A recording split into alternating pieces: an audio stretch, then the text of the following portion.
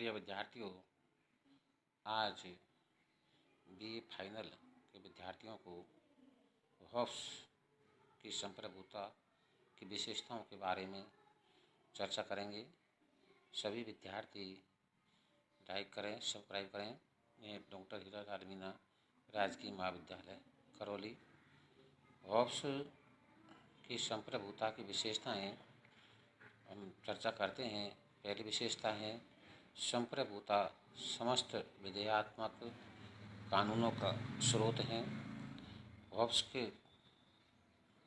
की संप्रभुता की विशेषता यह है कि संप्रभुता समस्त विधेयात्मक का स्रोत होती है। संप्रभुता का अर्थ है समस्त प्रजाजन के लिए मान्य होने वाले कानूनों का निर्माण करने की शक्ति हो। होप्स के अनुसार यह शक्ति मात्र संप्रभु में ही निहित होती है और संप्रभु ही कानूनों की व्याख्याता है। संप्रभु ही कानूनों का व्याख्याता है, ऐसा होप्स मानता है। दूसरी है संप्रभुता असीमित है। होप्स कहता है कि संप्रभु की सबसे बड़ी विशेषता है उसकी असीमितता। संप्रभुधारी ईश्वरीय, प्राकृतिक या अन्य किसी भी कानून से बाध्य नहीं है। राजकीय कानून संप्रभु की आज्ञाएं मात्र हैं और वह उनसे ऊपर है। उस पर यदि कोई अंकुश या नियंत्रण लगाए जाए तो फिर वह संप्रभु ही नहीं रह जाता।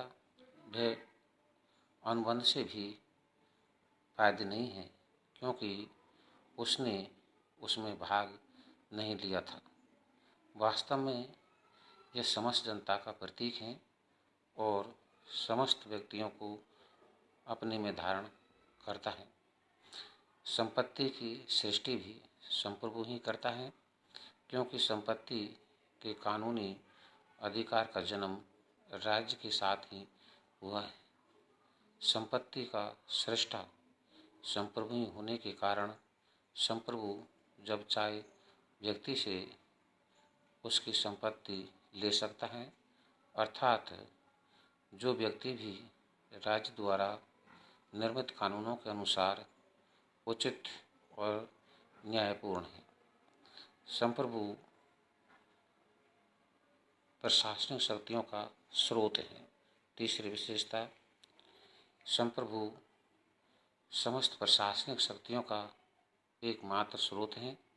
वह प्रशासनिक पदाधिकारियों की नियुक्ति करता है, इसका श्रेणीकरण करता है और समस्त अधिकारी उसके द्वारा प्रदान की गई शक्तियों का ही उपभोग करते हैं। चौथी विशेषता, संप्रभु न्याय का स्रोत है। होप्स के अनुसार न्याय का एकमात्र स्रोत भी संप्रभु ही है। शासक को न्याय का स्रोत और न्यायाधीशों को सिंहासन के नीचे के सिंह कहकर होप्स ने न्यायिक स्वतंत्रता के सिद्धांत का खंडन किया है।